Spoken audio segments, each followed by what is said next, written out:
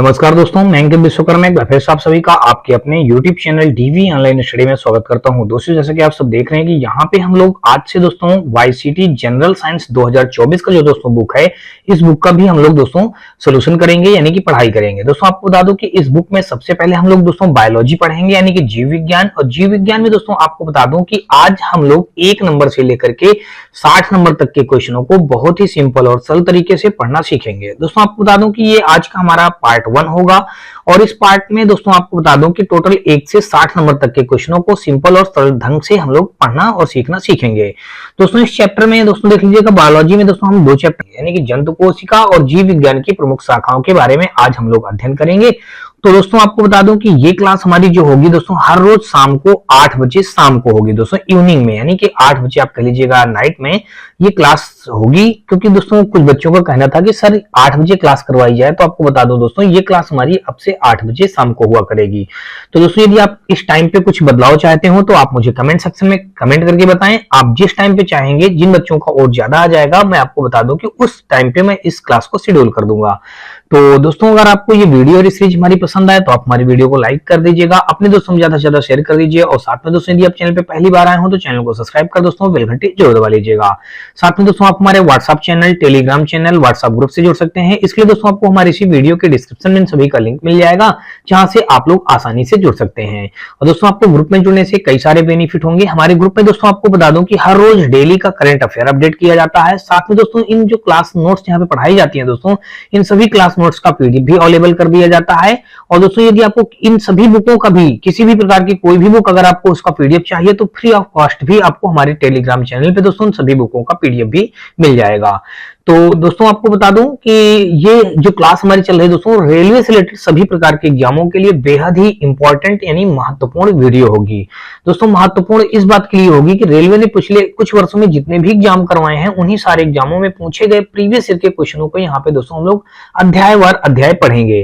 तो कहीं ना कहीं दोस्तों आने वाले रेलवे एग्जामों के लिए ये वीडियो और ये सीरीज हमारी बेहद ही महत्वपूर्ण एवं रामबाण साबित होगा। तो चलिए दोस्तों हम लोग स्टार्ट करते हैं आज अपना जीव विज्ञान यानी बायोलॉजी का पार्ट 1 पढ़ते हैं और देखते हैं दोस्तों हम लोग पहला क्वेश्चन दोस्तों देख लीजिएगा हमारा ये रहा। तो दोस्तों यहाँ पे देख लीजिएगा, जीव विज्ञान की प्रमुख शाखाओं के बारे में दोस्तों हम लोग पहला क्वेश्चन पढ़ रहे हैं। देखिए यहाँ पे पहला क्वेश्चन जो हमारा दिया गया है, कहा गया कि जीव विज्ञान की कौन सी शाखा वंशानुक्रम पैटर्न के माध्यम पर केंद्रित है। देखिए विकासी जीव विज्ञान, मानव शास्त्र, आनुवंशिकी या फिर दोस्तों जैव प्रौद्योगिकी। तो दोस्तों आपको बता दूं कि जीव विज्ञान की कह रहा कौन सी शाखा, जीव विज्ञान की कौन सी शाखा वंशानुक्रम पैटर्न के माध्यम पर केंद्रित है, तो वो दोस्तों हो जाएगा हमारा आनुवंशिकी पैटर्न पर आधारित है या केंद्रित है। तो यहाँ पे अगर देखा जाए तो एक का सी विकल्प हमारा इस क्वेश्चन का राइट आंसर बन जाएगा। यही हमारा दोस्तों इस क्वेश्चन का राइट आंसर बन जाएगा। अब दोस्तों अगर आप जानेंगे तो आनुवंशिकी के जो जनक थे, यहाँ पे देख लीजिएगा, जो ये हमने आनुवंशिकी बता डाला, इसके जनक अगर देखा जाए, देखिए यहाँ पे हम लिखे दे रहे हैं कुछ फैक्ट इसके बारे में जान लीजिएगा। आनुवंशिकी, यहाँ पे आप क्या लिखेंगे, आनुवंशिकी के अगर जनक जाना जाए, आनुवंशिकी के जनक मतलब दोस्तों इसके जन्मदाता, जनक का मतलब ये होता है, ठीक है ना। इसके आनुवंशिकी के जन्मदाता है ग्रेगर जॉन मेंडल। दोस्तों कौन है, ग्रेगर, आगे दोस्तों लिख दीजिएगा जॉन और फिर आगे दोस्तों लिख दीजिएगा मेंडल। ग्रेगर जॉन मेंडल दोस्तों इसके आनुवंशिकी के जनक माने जाते हैं। और दोस्तों आपको बता दूं कि आनुवंशिकी शब्द का प्रयोग जो है विटसन द्वारा 1906 में किया गया था। अब देखिए ये तो हो गया, इसका पहला पॉइंट हो गया। अब अगर दूसरा पॉइंट यहाँ पे हम जाने तो यहाँ पे आप लिख सकते हैं आनुवंशिकी का प्रयोग। देखिए आनुवंशिकी का प्रयोग नहीं, आनुवंशिकी शब्द का प्रयोग, ठीक है ना। यहाँ पे आप लिखेंगे आनुवंशिकी शब्द का सर्वप्रथम प्रयोग, आनुवंशिकी शब्द आगे लिख दीजिएगा का सर्वप्रथम प्रयोग, यहाँ पे आगे लिखिएगा सर्वप्रथम, आगे दोस्तों लिख दीजिएगा प्रयोग। सर्वप्रथम प्रयोग दोस्तों किसने किया था, तो सर्वप्रथम प्रयोग विटसन द्वारा। देखिए सर्वप्रथम प्रयोग हम लिखेंगे विटसन द्वारा कब किया गया था दोस्तों, 1906 ईस्वी में किया गया था। कब किया गया था दोस्तों, 1906 ईस्वी में किया गया। तो ये कुछ बातें हो गई दोस्तों इस आनुवंशिकी से रिलेटेड। और दोस्तों आपको बता दूं कि ये जो हमारा दोस्तों इसमें प्रत्येक जीव में बहुत से ऐसे गुण होते हैं जो पीढ़ी दर पीढ़ी माता पिता से उनकी संतानों में संचरित होते रहते हैं, ठीक है ना। और इसी कारण से दोस्तों प्रत्येक जीव के कुछ अपने गुण माता पिता से समान होते हैं, ठीक है ना। ये इससे कुछ रिलेटेड बातें हो गई दोस्तों। और दोस्तों आपको बता दूं कि ये जो हमारा यहाँ पे क्वेश्चन पूछा गया था जीव विज्ञान में, ये देख लीजिएगा, ये ग्रुप डी 2022 में, यानी कि अभी हाल ही में क्वेश्चन हमारा पूछा गया है। तो जब कभी भी पूछा जाए जीव विज्ञान की कौन सी शाखा वंशानुक्रम पैटर्न के माध्यम पर केंद्रित है, तो दोस्तों वो है आनुवंशिकी हो जाएगी। अब जीव विज्ञान की आनुवंशिकी शाखा जो है वंशानुक्रम पैटर्न पर आधारित है। तो यहाँ पे एक का हमारा सी के साथ क्वेश्चन राइट हो जाएगा। और अगला क्वेश्चन दोस्तों यहाँ पे देख लीजिएगा, दूसरा नंबर, और दूसरा नंबर क्वेश्चन पे देख लीजिए दिया गया है, कहा गया है कि सब्जियों, फलों और फूलों जैसी उच्च मूल्य वाली फसलों की खेती को क्या कहा जाता है। यहाँ पे होना चाहिए सब्जियों, फलों और फूलों जैसी उच्च मूल्य वाली फसलों की खेती को क्या कहा जाता है। दोस्तों देख लीजिएगा, सेरीकल्चर कहा जाता है, पिसीकल्चर कहा जाता है, या फिर दोस्तों एपीकल्चर कहा जाता है, या फिर दोस्तों हार्टिकल्चर कहा जाता है। तो दोस्तों आपको बता दूं कि इसको हम लोग क्या बोलते हैं, सब्जियों की, फलों और फूलों जैसी उच्च मूल्य वाली फसलों की खेती जो की जाती है उसको दोस्तों हम लोग हार्टिकल्चर नाम से जानते हैं। तो यानी कि दो का अगर यहाँ पे देखेंगे तो डी ऑप्शन हमारा इस क्वेश्चन का क्या हो जाएगा, बिल्कुल राइट हो जाएगा। यानी कि इस हार्टिकल्चर के अंतर्गत हम लोग क्या करते हैं, अनाज है, फूल है, पौधे है आदि को उगाने का इसके अंतर्गत काम किया जाता है। और दोस्तों आपको बता दूं कि हार्टिकल्चर जो होता है मानव उपयोग के लिए इस्तेमाल होने वाले पौधों के विज्ञान, तकनीकी और विपणन से जुड़ा क्षेत्र है एक प्रकार से। इसमें दो भाग होते हैं, देखिए फल, सब्जी, अनाज आदि का उत्पादन भी किया जाता है और एवं फूल पौधों का भी उत्पादन किया जाता है। यानी कि यही इसमें कहा गया है, देखिए सब्जियों, फलों और फूलों जैसी उच्च मूल्य वाली फसलों की खेती को क्या कहा जाता है दोस्तों, हार्टिकल्चर कहा जाता है। तो दो का दोस्तों हमारा डी विकल्प के साथ ये क्वेश्चन राइट हो जाएगा। और अगला क्वेश्चन हम लोग यहाँ पे दोस्तों देख लीजिएगा, तीसरा नंबर देखेंगे। तीसरा नंबर क्वेश्चन में दोस्तों देख लीजिएगा, यहाँ पे दिया गया, कहा गया कि कोशिकाओं के अध्ययन को डाट डाट कहा जाता है। देखिए यहाँ पे हम लोग जो कोशिकाओं का अध्ययन करते हैं उनको क्या कहा जाता है, सीरोलॉजी कहा जाता है, साइटोप्लाज्म कहा जाता है, या साइटोलॉजी कहा जाता है, या फिर इटियोलॉजी कहा जाता है। तो दोस्तों आपको बता दूं कि कोशिकाओं के अध्ययन को हम साइटोलॉजी कहते हैं। यानी कि तीन का अगर दोस्तों देखेंगे तो सी विकल्प हमारे इस क्वेश्चन का बिल्कुल राइट आंसर हो जाएगा। यानी कोशिकाओं के अध्ययन को हम लोग क्या बोलेंगे, साइटोलॉजी बोला जाएगा, जो कि दोस्तों देख लीजिएगा हमारा सी पे मौजूद है। यही सी हमारे इस क्वेश्चन का क्या हो जाएगा, राइट आंसर हो जाएगा। अब दोस्तों अगर आप कुछ और जानना चाहेंगे, देखिए यहाँ पे अगर जानेंगे सीरम एवं अन्य शारीरिक तरल पदार्थों के अध्ययन को हम सीरोलॉजी कहते हैं। देखिए अगर यहाँ पे पहला पॉइंट हम यहाँ पे लिख दें, देखिए हमने यहाँ पे लिखा सीरम, देखिए सीरम हो गया, सीरम या अन्य शारीरिक तरल पदार्थों का, देखिए सीरम या अन्य शारीरिक तरल पदार्थों का, सीरम या अन्य शारीरिक, देखिए अन्य शारीरिक, सीरम या अन्य शारीरिक तरल पदार्थों का, देखिए क्या लिखेंगे यहाँ पे, तरल, आगे दोस्तों लिख दीजिएगा पदार्थों का। देखिए सीरम या अन्य तरल पदार्थों का अध्ययन को दोस्तों क्या कहेंगे, इसके अध्ययन को, अन्य तरल पदार्थों के अध्ययन को, देखिए आगे लिख दीजिएगा के अध्ययन, अध्ययन को दोस्तों क्या कहा जाएगा, के अध्ययन को हम क्या बोलेंगे दोस्तों, सीरोलॉजी बोलते हैं। दोस्तों क्या बोलेंगे, सीरोलॉजी। देखिए हमारा यहाँ पे दिया गया है, कहाँ पे, ये दिया गया है विकल्प नंबर ए पे, हम लोग क्या बोलेंगे, इसको सीरोलॉजी बोलेंगे। तो अच्छा ये बात हो गई। अब यहां से अगर दोस्तों और दूसरा पॉइंट जानेंगे तो दूसरा पॉइंट दोस्तों देखिए सीरोलॉजी के बाद में आता है हमारा, देखिए रोगों की पहचान और निवेदन या निदान, निवेदन नहीं दोस्तों, निदान आप बोलेंगे, निवेदन तो शब्द मेरे मुंह से गलत निकल गया। यहाँ पे देखिए बात ये होगा कि रोगों की पहचान और निदान की विवेचना के अध्ययन को हम इटियोलॉजी बोलते हैं। देखिए यहाँ पे देखिए डी ऑप्शन में इटियोलॉजी दिया गया है, तो यहाँ पे आप लिख दीजिएगा रोगों के अध्ययन। देखिए हम क्या बोलेंगे यहाँ पे, रोगों के अध्ययन और दोस्तों निदान, निदान को क्या बोला जाता है दोस्तों, इटियोलॉजी बोला जाता है। इटियो आगे दोस्तों लिख दीजिएगा लॉजी बोला जाता है, इटियोलॉजी बोला जाता है। ये सारी चीजें मैं आपको बता दे रहा हूं बारी बारी से। अब दोस्तों ये तो आपने इसके बारे में जान लिया। अब अगर दोस्तों और भी कुछ इसके बारे में हमारा जो बच रहा है इटियोलॉजी के अलावा, देखिए यहाँ पे हमारा जो दिया गया है मतलब देखिए कोशिकाओं के अध्ययन को हम लोग क्या बोलेंगे, साइटोलॉजी बोलेंगे। अब फिर देखिए अब यहाँ पे सीरोलॉजी किसके बोलेंगे, यानी सीरम एवं अन्य शारीरिक तरल पदार्थों को हम सीरोलॉजी बोलेंगे, और रोगों की पहचान एवं निदान की विवेचना के अध्ययन को हम इटियोलॉजी बोलेंगे। अब कोशिकाओं में कोशिका झिल्ली के अंदर केंद्रक को छोड़कर संपूर्ण पदार्थ में कोशिका द्रव्य कहते हैं, या रवेदार जेलीनुमा अर्ध तरल पदार्थ या कोशिका के 70% भाग की रचना होता है। तो ये कुछ इससे रिलेटेड बातें हो गई दोस्तों। चलिए अब हम अगला क्वेश्चन दोस्तों देख लेते हैं। 3 के बाद दोस्तों चौथा नंबर देखेंगे, और चौथा नंबर क्वेश्चन में दोस्तों देख लीजिएगा दिया गया है, कहा गया है विटिकल्चर क्या है। देखिए विटिकल्चर पूछा गया, ये भी आप समझ लीजिएगा बहुत अच्छा क्वेश्चन है और कई बार पेपरों में पूछा गया है कि विटिकल्चर क्या है। देखिए विटिकल्चर आपको बता दूं दोस्तों, तो ये हमारा क्या है, अंगूर की खेती से संबंधित है। ये क्या है, विटिकल्चर हमारा अंगूर की खेती से संबंधित है। तो अब इसके बारे में तो आपको जानने की जरूरत नहीं है, लेकिन अब अगर कुछ और बात की जाए, अंगूर के खेती से संबंधित हमारा क्या है, विटिकल्चर इसको बोला जाता है। अब दोस्तों अगर सब्जियों की खेती को जाने, देखिए यहाँ पे पहला पॉइंट अगर हम लिख दें, सब्जियों की खेती को हम लोग क्या बोलेंगे, अगर बात कभी आ जाए सब्जियों की खेती की, तो देखिए सब्जियों की खेती के बारे में हम लोग इसको क्या किस नाम से जानेंगे, इसको बोलेंगे दोस्तों ओलेरी कल्चर के नाम से जानते हैं दोस्तों। किसका, देखिए ओलेरी, देखिए यहाँ पे हम लिखेंगे ओ, आगे दोस्तों लिख दीजिएगा ओलेरी कल्चर, यहाँ पे कल्चर आगे ले दीजिएगा, ओलेरी कल्चर के नाम से हम जानेंगे, सब्जियों की खेती के बारे में जानेंगे। अब दोस्तों देख लीजिएगा, और यहाँ पे देख लीजिए एक दिया गया फूलों की खेती, तो फूलों की खेती को हम लोग किसके नाम से जानेंगे, देखिए फूलों की खेती आगे लिख दीजिएगा।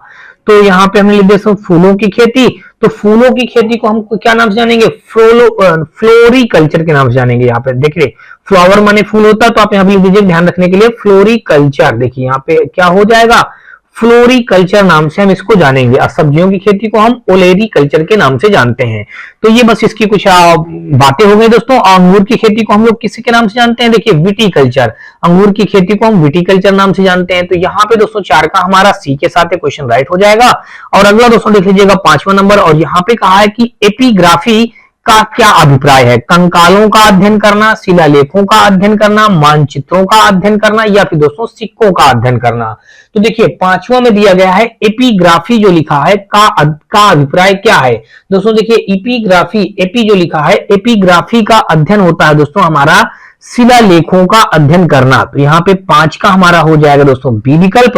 यहाँ पे क्या हो जाएगा दोस्तों, शिलालेखों का अध्ययन करना, शिला आगे लिख दीजिएगा दोस्तों शिलालेखों। तो यहाँ पे क्या हो जाएगा भाई, शिलालेखों का अध्ययन करना, यहाँ पे हम लिख देंगे शिलालेखों का अध्ययन।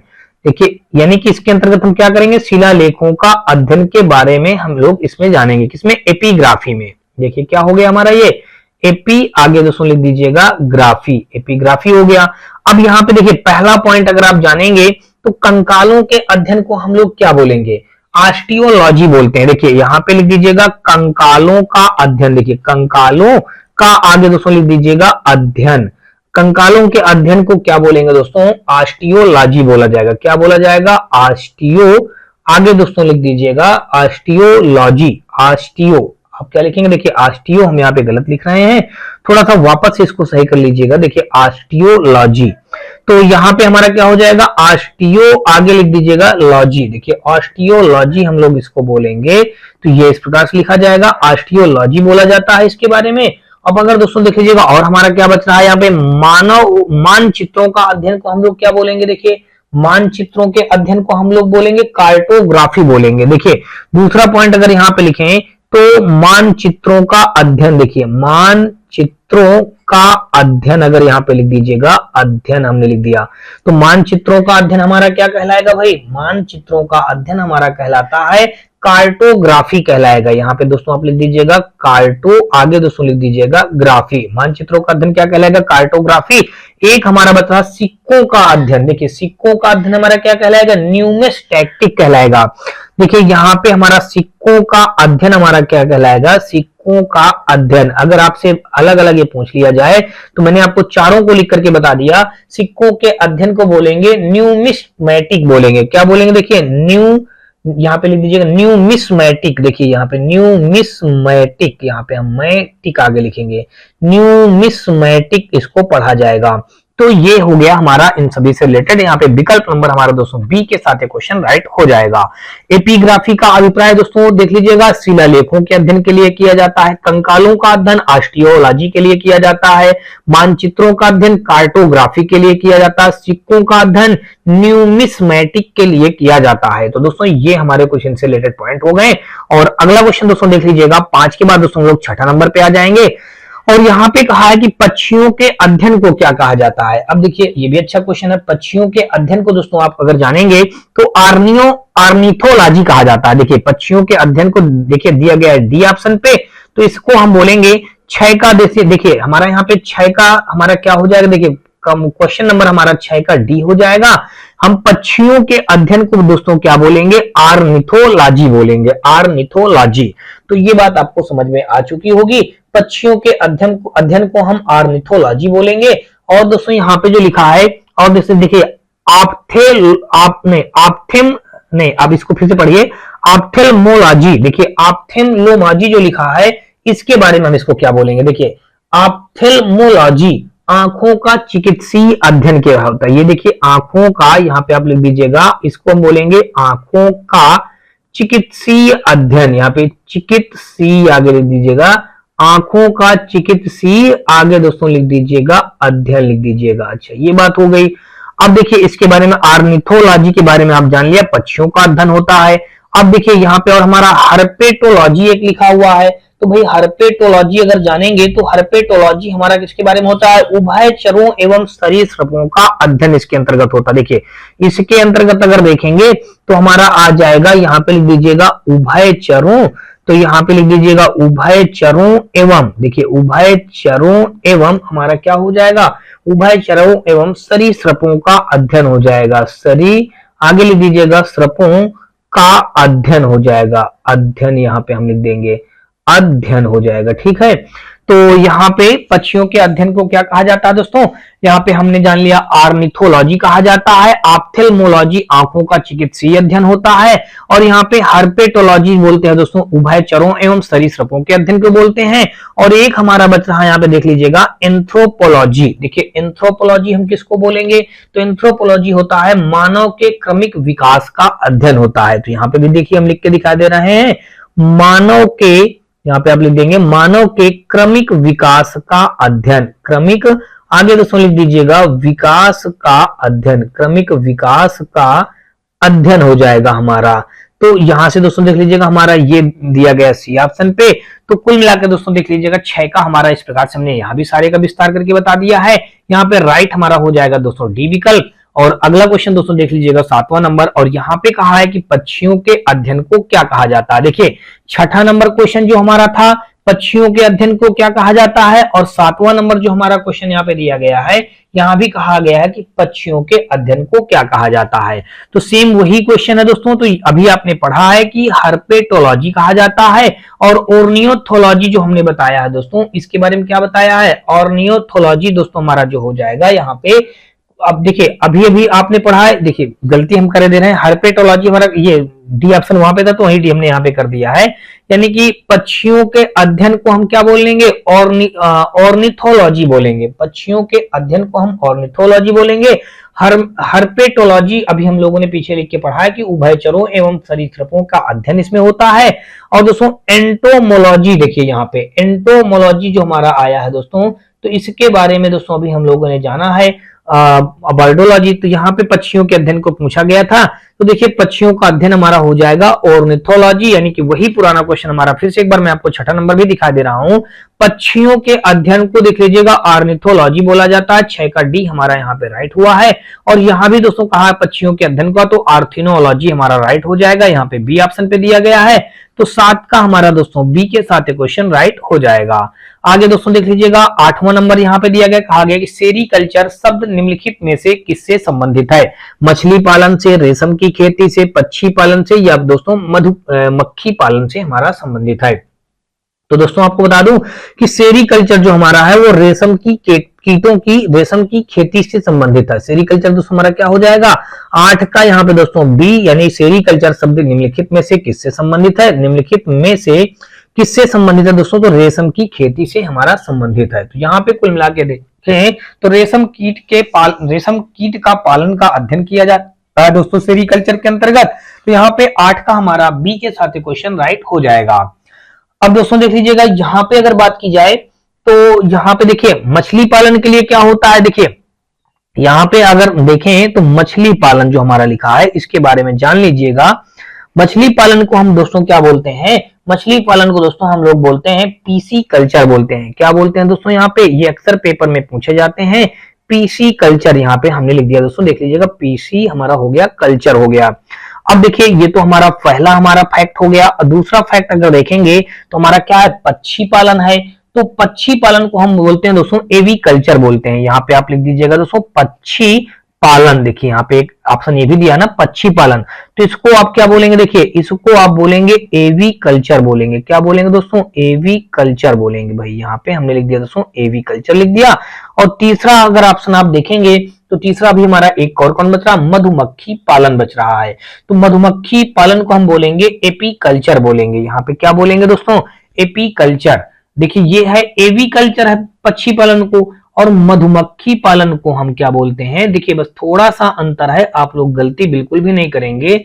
मधुमक्खी पालन को यहाँ पे एवी बोला गया था, इसको बोलेंगे आप एपी कल्चर बोलेंगे। यहाँ पे क्या बोलेंगे दोस्तों, एपी कल्चर। देखिए फिर से मैं इसको साफ सुथरा लिखे दे रहा हूं, चलिए तो इसको बोलेंगे आप एपी कल्चर। देखिए एपी आगे दोस्तों लिख दीजिएगा, हमारा कल्चर हो जाएगा, एपी कल्चर हो जाएगा। ठीक है, तो ये भाई हमारा हो जाएगा 8 का। यहाँ से पूछा गया था सेरीकल्चर, रेशम के कीट के बारे में, यानी रेशम की खेती के बारे में, तो 8 का हमारा दोस्तों बी के साथ क्वेश्चन राइट हो जाएगा। अगला क्वेश्चन दोस्तों देख लीजिएगा, 8 के बाद दोस्तों हम लोग 9वां नंबर देखेंगे। और 9वां नंबर क्वेश्चन में कहा है कि सेरीकल्चर किससे संबंधित है, मधुमक्खी पालन से, पौधों का विकास से, रेशम के कीड़ों के पालन से और मत्स्य पालन से। तो दोस्तों अभी अभी आपने पढ़ा है कि मैंने सभी को बताया है कि सेरीकल्चर दोस्तों देख लीजिएगा किसके लिए था। देखिए सेरीकल्चर जो हमारा है, यहाँ पे देखिए ये सेरीकल्चर हमारा रेशम की खेती से संबंधित है।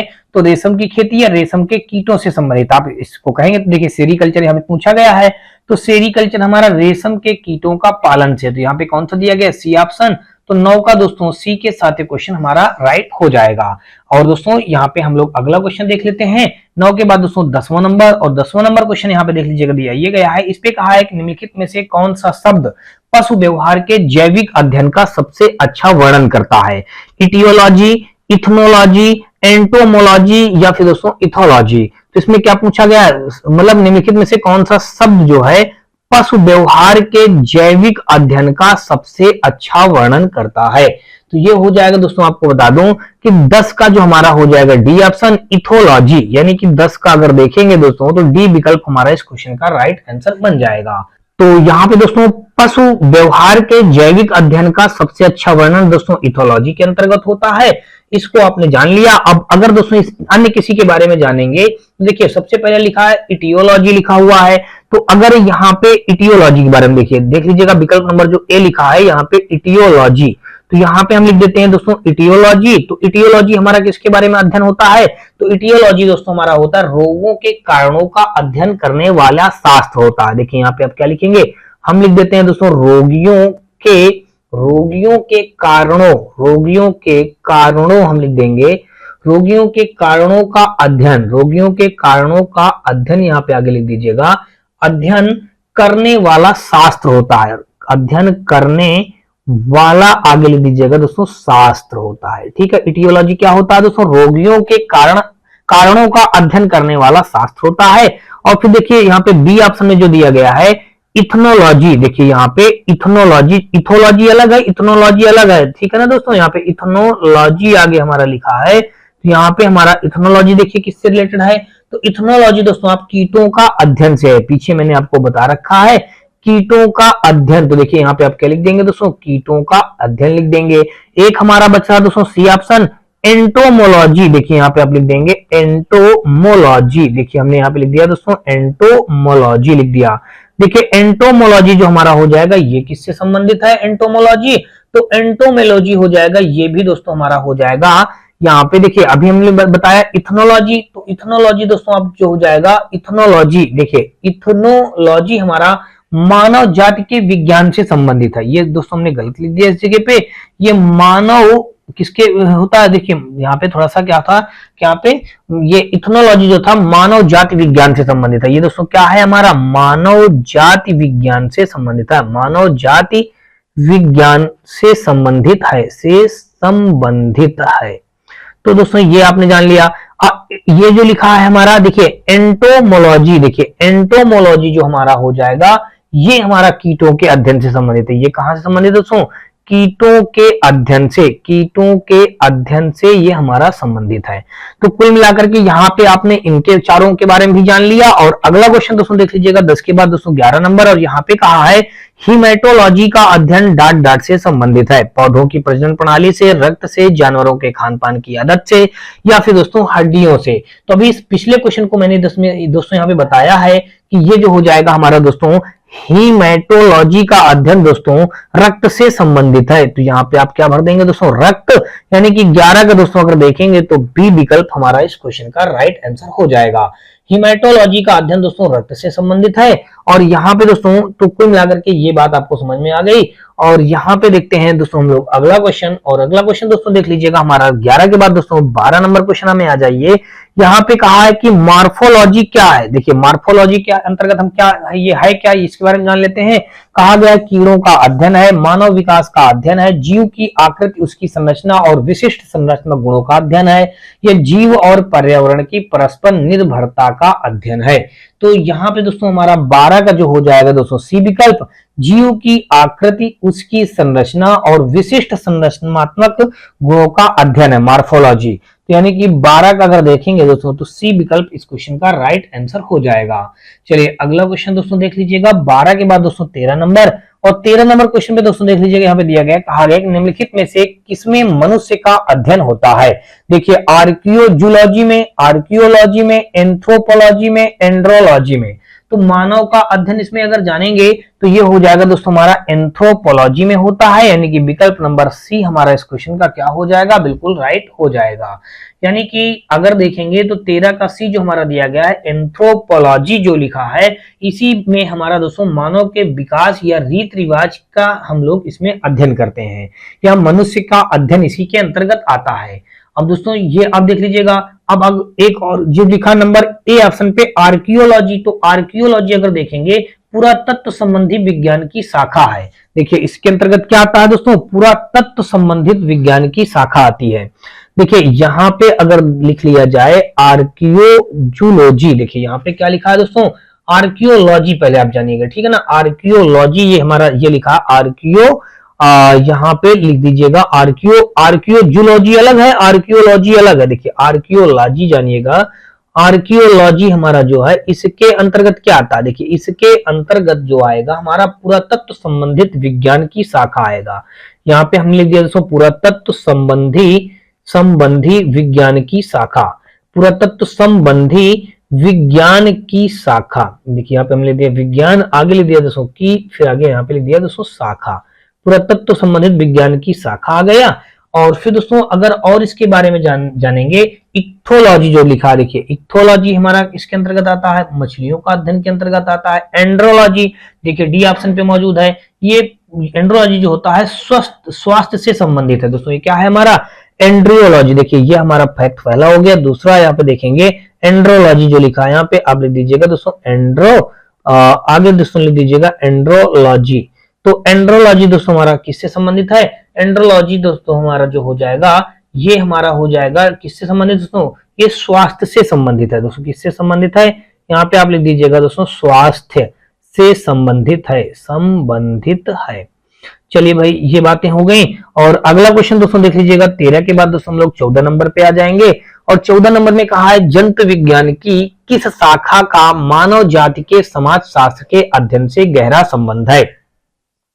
जंतु विज्ञान की कह रहा किस शाखा का मानव जाति के समाज शास्त्र के अध्ययन से गहरा संबंध है। तो ये हो जाएगा दोस्तों, आपको बता दूं कि एंथ्रोपोलॉजी जो लिखा है यही हमारे इस क्वेश्चन का राइट आंसर हो जाएगा, जो कि दोस्तों देख लीजिएगा डी ऑप्शन पे दिया गया है। जंतु विज्ञान की किस शाखा का मानव जाति के समाज शास्त्र के अध्ययन से गहरा संबंध है, तो एंथ्रोपोलॉजी हमारा इस क्वेश्चन का राइट आंसर हो जाएगा।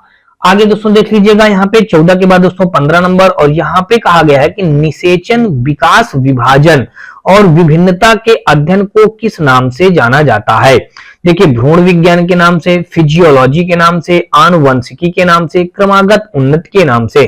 तो दोस्तों आपको बता दूं निषेचन, विकास, विभाजन और विभिन्नता के अध्ययन को हम लोग भ्रूण विज्ञान के नाम से जानते हैं। तो 15 का दोस्तों यहाँ पे हमारा ए के साथ क्वेश्चन राइट हो जाएगा।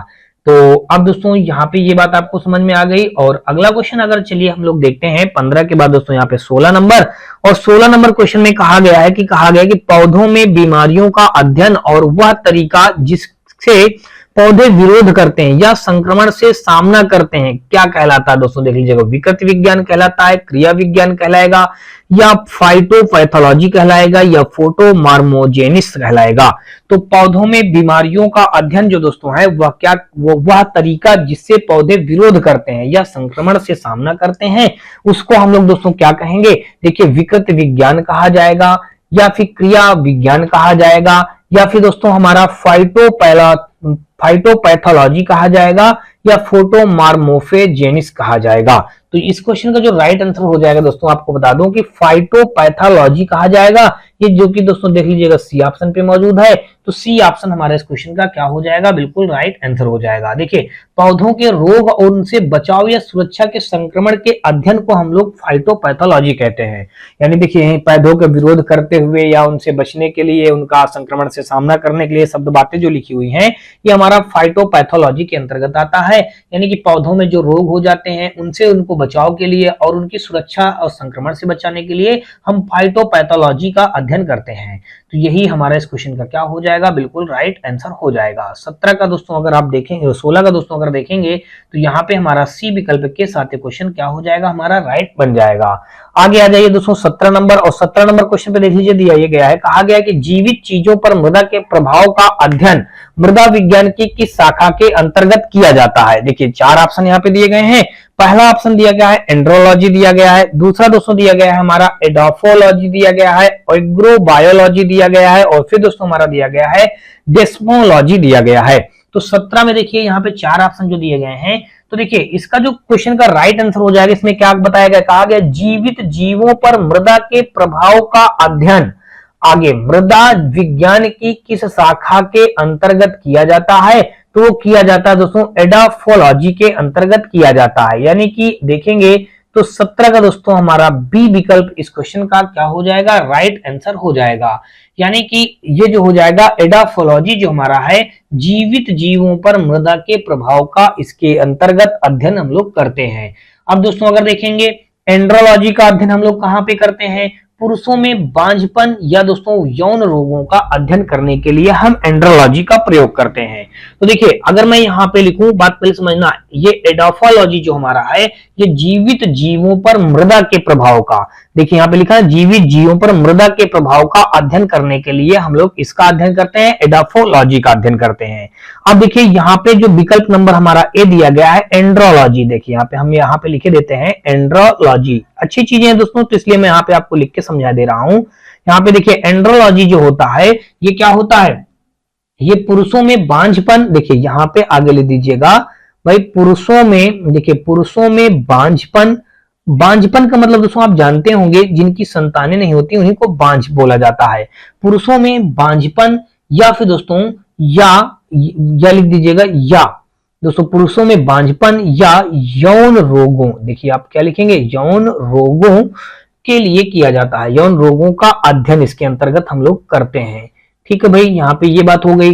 अब अगर दूसरा देख लीजिएगा, यहाँ पे हमारा जो सी ऑप्शन लिखा है एग्रोबायोलॉजी जो लिखा है, तो एग्रोबायोलॉजी के अगर बारे में जानेंगे तो ये कृषि में पौधों का पोषण व जीवन का अध्ययन किया जाता है। किसमें? एग्रोबायोलॉजी। तो चलिए यहाँ पे हम लिखे दे रहे हैं एग्रो, आगे दोस्तों लिख दीजिएगा बायो, और आगे यहाँ पे लॉजी लिख दीजिएगा। एग्रोबायोलॉजी का जो अध्ययन किया जाता है दोस्तों, यहाँ पे देख लीजिएगा, एग्रोबायोलॉजी का जो यहाँ पे अध्ययन किया जाता है, कृषि में पौधों का पोषण, देखिए यहाँ पे हम क्या लिख देंगे? कृषि में पौधों का पोषण। तो भाई यहाँ पे देख लीजिएगा पौधों का, आगे दोस्तों लिख दीजिएगा यहाँ पे पोषण, पौधों का पोषण, और दोस्तों कृषि में पौधों का पोषण व जीवन का अध्ययन, देखिए वह आगे लिख दीजिएगा जीवन का अध्ययन इसके अंतर्गत हम लोग करते हैं। ये बात हो गई। अब देखिए एक हमारा बच रहा है दोस्तों डी ऑप्शन वाला, क्या बच रहा है? डेस्मोलॉजी बच रहा है। डेस्मोलॉजी में क्या करते हैं दोस्तों? चलिए पहले डेस्मोलॉजी लिख लेते हैं और फिर इसमें भी हम इसके बारे में जानते हैं कि इसके अंतर्गत हम लोग क्या करते हैं। देखिए यहाँ पे हम लिख दिया दोस्तों डेस्मोलॉजी। तो डेस्मोलॉजी के अंतर्गत आपको बता दूं दोस्तों, एनाटॉमी के अंतर्गत स्नायु बंध का अध्ययन किया जाता है। यहाँ पे दोस्तों क्या लिख देंगे? एना, देखिए यहाँ पे हमको लिखना है एनाटॉमी, तो हमने यहाँ पे गलत लिख दिया है। तो यहाँ पे आप क्या लिखेंगे दोस्तों? एनाटॉमी। तो देखिए यहाँ पे हमारा क्या हो जाएगा? इस जगह पे हमारा आ जाएगा दोस्तों, यहाँ पे एनाटॉमी लिख दीजिएगा भाई, एनाटॉमी। एनाटॉमी के अंतर्गत, देखिए के अंतर्गत यहां पे लिख दीजिएगा, के अंतर्गत, एनाटॉमी के अंतर्गत स्नायु, देखिए स्नायु और बंध का अध्ययन, स्नायु आगे लिख दीजिएगा दोस्तों बंध, स्नायु बंध का अध्ययन, तो यहाँ पे दोस्तों लिख दीजिएगा अध्ययन। तो ये बातें सारी हो गई। और दोस्तों जीवित जीवों पर मृदा के प्रभाव का अध्ययन हम एडाफोलॉजी के अंतर्गत करते हैं, और इन तीनों के बारे में भी हमने आपको लिख के बता दिया, यहाँ पे ये होता है। तो यहाँ पे जीवित जीवों पर मृदा प्रभाव का अध्ययन दोस्तों एडाफोलॉजी के अंतर्गत किया जाता है, जो कि दोस्तों हमारा 17 का बी के साथ क्वेश्चन राइट हो जाएगा। अगला क्वेश्चन दोस्तों देख लीजिएगा 18 नंबर, और यहाँ पे कहा है कि निम्नलिखित में से शरीर विज्ञान एवं चिकित्सा की वह कौन सी शाखा है जो पुरुषों के विशिष्ट रोगों एवं स्थितियों से संबंधित है। दोस्तों अभी अभी आपने इस क्वेश्चन को पढ़ा है, तो यहाँ पे क्या हो जाएगा दोस्तों, एंड्रोलॉजी हो जाएगा। चलिए मैं पिछला क्वेश्चन में बता देता हूं, पुरुषों से रोगों के बारे में, देखिए पुरुषों में बांझपन या यौन रोगों के बारे में आपने पढ़ा दोस्तों एंड्रोलॉजी। देखिए तो यहाँ पे देखिए यही क्वेश्चन पूछा गया है ना, तो यही आप इसमें टिक करेंगे। देखिए लिखा ना, कौन सी शाखा जो पुरुषों के विशिष्ट रोगों एवं स्थितियों से संबंधित है, तो एंड्रोलॉजी दोस्तों देख लीजिएगा हमारा ए ऑप्शन पे मौजूद है, तो ए ऑप्शन हमारा इस क्वेश्चन का क्या हो जाएगा, राइट आंसर हो जाएगा। अब दोस्तों देख लीजिएगा बायो इकोलॉजी, बायो इकोलॉजी के बारे में अगर जानेंगे तो ये दोस्तों हमारा प्राकृतिक वातावरण में रहने वाले जीवों के बीच संबंध का अध्ययन दर्शाता है। किसके बारे में दोस्तों, ये बायो इकोलॉजी, चलिए मैं यहां से लिखे दे रहा हूं थोड़ा सा, ये हमारा दोस्तों किसके बारे में अध्ययन करता, देखिए दर्शाता प्राकृतिक, यहाँ पे हम क्या लिखेंगे, प्राकृतिक वातावरण में रहने वाले, देखिए प्राकृतिक वातावरण में रहने वाले, देखिए हमने लिख दिया रहने, आगे दोस्तों लिख दीजिएगा वाले, रहने वाले जीवों के बीच, रहने वाले आगे दोस्तों लिख दीजिएगा जीवों के, आगे दोस्तों लिख दीजिएगा बीच, जीवों के बीच अंतः संबंधों का अध्ययन होता है। देखिए अंतः संबंधों का अध्ययन, अंतः संबंधों का यहाँ पे अध्ययन इसमें किया जाता है। अब दोस्तों देख लीजिएगा एक और लिखा है एस्टाकोलॉजी, देखिए एस्टाकोलॉजी के बारे में जानेंगे तो क्रेफिस का अध्ययन इसके अंतर्गत होता है। देखिए यहाँ पे अगर दोस्तों देख लीजिएगा, हम यहाँ पे इसी के सामने लिख देते हैं क्रेफिस, देखिए यहाँ पे हम क्या लिखेंगे, क्रेफिस का अध्ययन किया जाता है, यहाँ पे आप क्या लिखेंगे, क्रेफिस का अध्ययन। अब देखिए अभी अभी एक हमने पढ़ा दोस्तों डिस्मोलॉजी, तो डिस्मोलॉजी हमने पिछले वाले क्वेश्चन में बताया है, और चलिए यहाँ भी बता दे रहे हैं। इसके अंतर्गत दोस्तों हम शरीर संरचना के अंतर्गत स्नायु बंध का अध्ययन करते हैं।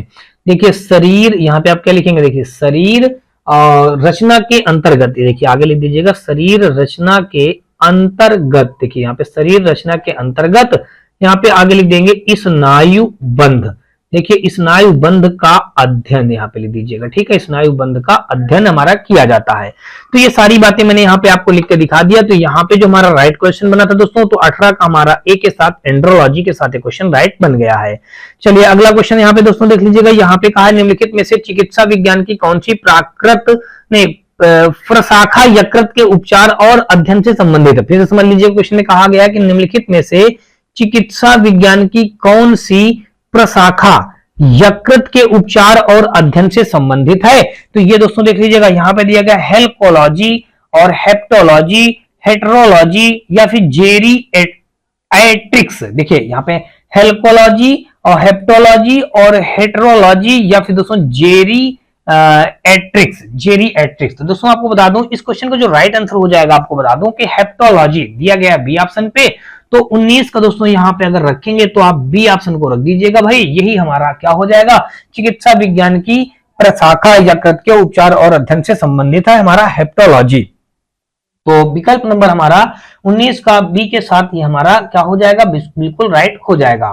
दोस्तों देख लीजिएगा, यहाँ पे हेप्टोलॉजी के अंतर्गत दोस्तों हम यकृत है, पित्ताशय है या फिर दोस्तों अग्नाशय है, इसी के विकारों का अध्ययन किया जाता है।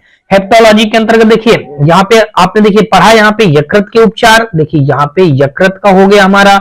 यकृत के दोस्तों हम आगे देखेंगे अग्नाशय के बारे में, यहाँ पे हमने अग्नाशय भी लिख लिया। अग्नाशय के अलावा अगर आप जानेंगे तो पित्ताशय की थैली, देखिए यहाँ पे आप लिख दीजिएगा पित्ताशय की थैली, इसी के बारे में दोस्तों हम इन्हीं सब के बारे में इसके अंतर्गत अध्ययन करते हैं, यही हमारा क्या हो जाएगा, राइट आंसर हो जाएगा। अब देखिए, अब अगर यहाँ पे कुछ और जानेंगे, हेल्कोलॉजी, तो ये अल्सर का अध्ययन कराता है। देखिए विकल्प नंबर ए जो हमारा दिया गया हेल्कोलॉजी, तो यहाँ पे हम लिख देते हैं हेल्को और आगे दोस्तों लिख दीजिएगा लॉजी। तो हेल्कोलॉजी जो हमारा हो जाएगा ये किससे अध्ययन कराता है? हेल्कोलॉजी हमारा अल्सर का अध्ययन कराता है। यहाँ पे दोस्तों हमने क्या लिख दिया दोस्तों? अल्सर का, आगे दोस्तों लिख दीजिएगा अध्ययन हो जाएगा हमारा, ठीक है। अब देखिए यहाँ पे हमारा एक और बच रहा है सी वाला ऑप्शन, तो सी वाले ऑप्शन को देख लीजिएगा क्या दिया गया है? हेटेरोलॉजी। देखिए यहाँ पे क्या लिखा है? हेटेरोलॉजी। तो दोस्तों हेटेरोलॉजी जो हमारा हो जाएगा ये हमारा मतलब ये भी अन्य विकारों से संबंधित होता है। और यहाँ पे दोस्तों एक देख लीजिएगा जो लिखा है जीरिएट्रिक्स, तो ये बुजुर्गों के स्वास्थ्य का देखभाल से अध्ययन है। देखिए ये जो लिखा है जीरिएट्रिक्स, ये होता है बुजुर्गों के स्वास्थ्य से संबंधित होता है। किससे होता है दोस्तों? बुजुर्गों के स्वास्थ्य से संबंधित है। स्वास्थ्य आगे दोस्तों, स्वास्थ्य से संबंधित आगे लिख दीजिएगा, संबंधित ये हो जाएगा हमारा, ठीक है भाई। यहाँ पे हमारा कुल मिला के ये सारी बातें हो गई। और दोस्तों चलिए हम लोग आगे बढ़ते हैं। यहाँ पे हमारा कुल मिलाकर दोस्तों देख लीजिएगा विकल्प नंबर 19 का हमारा ए के साथ एक क्वेश्चन हमारा क्या हो, नहीं ए का नहीं दोस्तों बी के साथ एक क्वेश्चन राइट हो जाएगा। और यहाँ पे दोस्तों देख लीजिएगा बी हमारा दिया गया हेप्टोलॉजी, तो हेप्टोलॉजी के साथ एक क्वेश्चन राइट होगा। और आगे दोस्तों देख लीजिएगा 20 नंबर, और 20 नंबर में कहा है कि जीवों के वर्गीकरण से संबंधित जीव विज्ञान की शाखा को क्या कहते हैं। देखिए कितना अच्छा सा क्वेश्चन यहाँ पे दे दिया गया, जीवों के वर्गीकरण से संबंधित जीव विज्ञान की शाखा को क्या कहते हैं? हम लोग वर्गीकरण विज्ञान कहेंगे। क्या कहेंगे दोस्तों? वर्गीकरण विज्ञान। देख लीजिएगा ए ऑप्शन पे ही दिया गया है, तो 20 का दोस्तों हमारा ए के साथ एक क्वेश्चन राइट हो जाएगा। अब दोस्तों यहाँ पे जानेंगे, देखिए अब अगला देखिए जैसे यहाँ पे लिखा नेथोलॉजी, तो नेथोलॉजी के अंतर्गत क्या जानेंगे? धार्मिक मानवीय प्रयास ईश्वर शक्ति का अध्ययन इसके अंतर्गत आता है। देखिए इसके अंतर्गत हमारा क्या आएगा? देखिए धार्मिक हम लिख देंगे, धार्मिक मानवीय प्रयास। देखिए यहाँ पे धार्मिक हमने लिखा, यहाँ पे धार्मिक, और फिर दोस्तों यहाँ पे क्या लिखेंगे? धार्मिक मानवीय प्रयास। देखिए मानवीय आगे दोस्तों लिख दीजिएगा प्रयास, धार्मिक मानवीय प्रयास ईश्वर शक्ति। देखिए आप और क्या लिखेंगे? ईश्वर आगे दोस्तों लिख दीजिएगा शक्ति, ईश्वर शक्ति आदि का अध्ययन आता है। का दोस्तों क्या आता है? अध्ययन आता है इसके अंतर्गत, ठीक है। यहाँ पे अध्ययन आता है, यहाँ पे आगे ये लिख दीजिएगा, ठीक है भाई। अब देखिए सर्व विज्ञान जो लिखा है, अब सर्व विज्ञान के अंतर्गत क्या आता है? नदियां, झीलें, तालाब, जल प्रपात, ये समुद्र आदि इनके अंतर्गत आता है अध्ययन। देखिए इसके अंतर्गत क्या आता है? देखिए नदियां आता है, नदियां आता है, यहाँ पे तालाब आता है, तालाब हो गया, और यहाँ पे समुद्र हो गया, समुद्र हो गया। और उसके बाद दोस्तों अगर देखेंगे तो यहाँ पे नदियां, तालाब, समुद्र, और दोस्तों हमारा क्या हो जाएगा? झील हो जाएगा, झील भी आता है। और दोस्तों देखेंगे प्रपात आते हैं, यानी कि जल प्रपात, प्रपातों, देखिए प्रपात हमारा हो गया, यानी कि प्रपात का अध्ययन आता है। यहाँ पे आगे लिख दीजिएगा अध्ययन आता है। देखिए ये भी बात आपको समझ में आ गई। अब दोस्तों देखिए शरीर रचना विज्ञान। देखिए शरीर रचना विज्ञान जो है ये तो हमारा एक अलग प्रकार का हो गया। शरीर की रचना का विज्ञान अगर दोस्तों जानेंगे तो ये हमारा किसके अंतर्गत आता है? ये आता है एंथ्रोपोलॉजी के अंतर्गत आता है। मानव की संस्कृति या सभ्यता और दोस्तों शरीर की रचना के बारे में हम लोग जानते हैं। तो यहाँ से दोस्तों 20 का हमारा ए विकल्प के साथ क्वेश्चन राइट हो गया। और आगे दोस्तों जानेंगे, कहा गया कि जंतु विज्ञान किसका अध्ययन है। तो जंतु विज्ञान दोस्तों अगर जानेंगे तो जंतु विज्ञान हमारा दोस्तों देख लीजिएगा किसका अध्ययन हो जाएगा। यहाँ पे कहा गया है कि जंतु विज्ञान हमारा किसका अध्ययन हो जाएगा? तो जंतु विज्ञान हमारा हो जाएगा, देखिए ऊर्जा का हो जाएगा अध्ययन, या फलों का अध्ययन हो जाएगा, या फिर दोस्तों अगर देखेंगे तो यहाँ पे दोस्तों विषाणुओं का अध्ययन हो जाएगा, या फिर दोस्तों जानवरों का अध्ययन हो जाएगा। तो आप सभी जानते हैं जंतु विज्ञान में हम जानवरों का ही अध्ययन करते हैं। तो देखिए विकल्प नंबर हमारा क्या हो जाएगा? यहाँ पे हमारा डी के साथ एक क्वेश्चन राइट हो जाएगा। इसमें और कुछ दोस्तों हमको जानने की जरूरत नहीं है, जंतु विज्ञान में हम जानवरों के बारे में अध्ययन करते हैं। चलिए अगला क्वेश्चन यहाँ पे दोस्तों देख लीजिएगा हमारा 22 नंबर क्वेश्चन। देखिए 22 नंबर क्वेश्चन पे हमारा यहाँ पे दिया ये गया है, इस पे कहा गया है दोस्तों देख लीजिएगा, कहा गया कि विज्ञान की एक शाखा जो जीवन या पृथ्वी से परे मौजूद जीवन की संभावनाओं से संबंधित है उसको क्या कहा जाता है? एंटोमोलॉजी कहा जाता है, एक्सोबायोलॉजी कहा जाता है, माइकोलॉजी कहा जाता है, या फिर दोस्तों जीवाश्म विज्ञान कहा जाता है। तो यहाँ पे दोस्तों अगर देखेंगे तो 22 का हमारा हो जाएगा दोस्तों एक्सोबायोलॉजी कहा जाता है इस अध्ययन को। तो यहाँ पे हमारा विकल्प नंबर बी पे मौजूद है। तो 22 का दोस्तों हमारा बी के साथ क्वेश्चन बिल्कुल राइट हो जाएगा।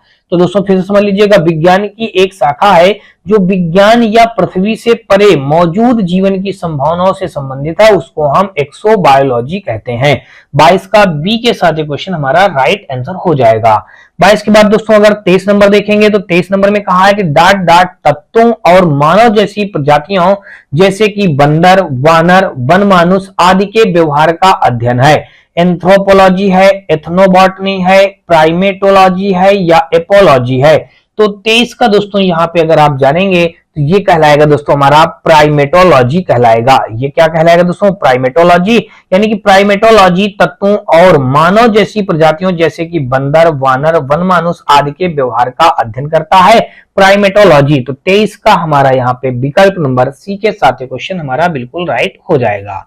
अब दोस्तों आगे जानेंगे तो देख लीजिएगा, अगला क्वेश्चन हमारा यहाँ पे 24 नंबर हो जाएगा। 24 नंबर में कहा है कि निम्नलिखित में से कौन सा मकड़ियों का अध्ययन कहलाता है। देखिए अब यहाँ पे अभी तक हम लोग दुनिया भर की चीजें पढ़ चुके हैं, लेकिन मकड़ियों का अध्ययन अभी तक नहीं पढ़े थे। तो मकड़ियों का दोस्तों हम पढ़ेंगे। मकड़ियों का अध्ययन किसके अंतर्गत आता है? अर्कोनोलॉजी के अंतर्गत आता है। तो 24 का दोस्तों यहाँ पे हमारा ए विकल्प इस क्वेश्चन का राइट आंसर हो जाएगा। मकड़ियों का अध्ययन दोस्तों हमारा हो जाएगा अर्कोनोलॉजी के अंतर्गत होता है। और दोस्तों देखिए एंथ्रोपोलॉजी के अंतर देखिए बी ऑप्शन में जो दिया गया मानव की संस्कृति या सभ्यता का अध्ययन हम लोग करेंगे।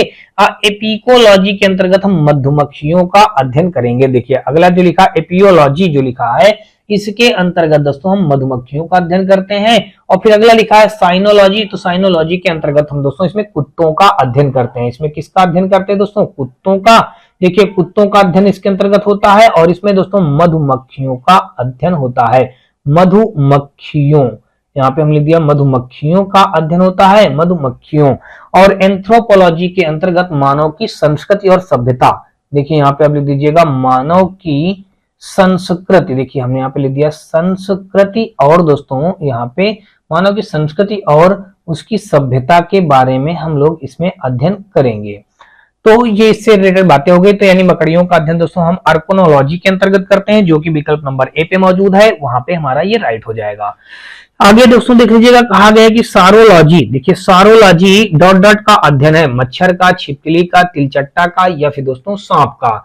तो देखिए सारोलॉजी जो हमारा हो जाएगा वो दोस्तों हमारा छिपकली का अध्ययन है, यानी कि 25 का अगर दोस्तों देखेंगे तो बी विकल्प हमारा इस क्वेश्चन का राइट आंसर हो जाएगा। सारोलॉजी हमारा छिपकली का अध्ययन है। और दोस्तों एंटेमोलॉजी जो होता है वो हमारा कीट पतंगों का अध्ययन इसके अंतर्गत किया जाता है। अब कीट पतंगों के अंतर्गत ही तो तिलचट्टा आता है, सांप आता है, मच्छर आता है। तो इन तीनों का अध्ययन हमारा किसके अंतर्गत होता है दोस्तों? एंटेमोलॉजी के अंतर्गत। देखिए हम अगर यहाँ पे लिख दें तो देखिए एंटे लिखिए एंटेमोलॉजी। देखिए यहाँ पे एंटेमोलॉजी, यहाँ पे एंटेमोलॉजी के अंतर्गत दोस्तों हम एंटेमोलॉजी के अंतर्गत यहाँ पे लिख दीजिएगा अंतर्गत कीट पतंगों का। देखिए कीट पतंगों का अध्ययन होता है, कीट पतंगों का अध्ययन आगे लिख दीजिएगा दोस्तों होता है। कीट पतंगों का इसके अंतर्गत अध्ययन हो जाएगा। जैसे देखिए मच्छर हो गया, छिपकली हो गया, तिलचट्टा हो गया, सांप हो गया, तो ये सब कीट पतंगे ही आते हैं। तो यही हमारा हो गया। ये छिपकली नहीं आएगा दोस्तों, छिपकली का तो अलग से पूछा है। मच्छर जो हमारा ये कीट है एक प्रकार का, तिलचट्टा भी कीट है, सांप भी हमारा एक प्रकार का कीड़ा है। तो यही हमारे सब इसके अंतर्गत आ जाएंगे। जैसे दोस्तों देख लीजिएगा कौन कौन आएगा हमारा, यहाँ पे आएगा दोस्तों हमारा देख लीजिएगा सांप आ जाएगा, मच्छर आ जाएगा और यहाँ पे तिलचट्टा आ जाएगा। यहाँ पे आप क्या लिखेंगे? तिलचट्टा। देखिए तिलचट्टा आ जाएगा दोस्तों। ये सब हमारे जानवर ऐसे कीट पतंगे आ जाएंगे। चलिए अगला क्वेश्चन दोस्तों देख लीजिएगा 26 नंबर। और यहाँ पे कहा गया है कि डाट डाट लिखित दस्तावेज है जो एक मानव विज्ञानी संस्कृति का चित्रण दर्शाते अनुसंधान से तैयार किया गया है। एथनोग्राफी, कल्चरल रिलेटिविज्म और फिर लिखा एथनोसेट्रिम्स और एथनोबॉटनी। देखिए कहा गया लिखित दस्तावेज है जो एक मानव विज्ञानी संस्कृति का चित्रण दर्शाते अनुसंधान से तैयार किया गया है। तो ये दोस्तों हो जाएगा एथनोग्राफी, इसको कहा जाएगा। हम क्या बोलेंगे? एथनोग्राफी, यानी कि 26 का विकल्प नंबर हमारा ए के साथ क्वेश्चन राइट हो जाएगा। आगे दोस्तों देख लीजिएगा 27 नंबर। और यहाँ पे कहा है कि प्राचीन काल के जानवरों पौधों एवं अन्य जीवों के संरक्षित अवशेषों या चिन्हों के अध्ययन को विज्ञान कहलाता है।